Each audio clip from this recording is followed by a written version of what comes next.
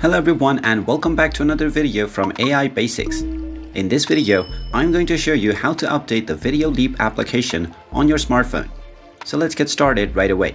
If your Videoleap application is not working as it's supposed to, then that is probably because you haven't installed the latest updates. So in order to fix this, open up the iOS App Store or the Google Play Store depending on your device. Now once you open it up, you can simply tap on the search box and then search for Videoleap.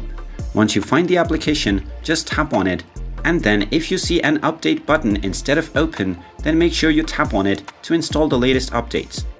You may need to wait for a little while until the updates are installed, and then when you see the open button once again, then you can tap on it and open up the application. And now your Videoleap application will be working as intended. And that is how you can update your Videoleap app. So in the future, if the application doesn't work as intended, then make sure to check for updates to solve the issue. And that is how easy it is. If you find this video helpful, make sure you hit that like button and subscribe to our channel if you haven't done so already. Also ring that notification bell to never miss another update from us. Thank you for watching and I will see you again in the next video.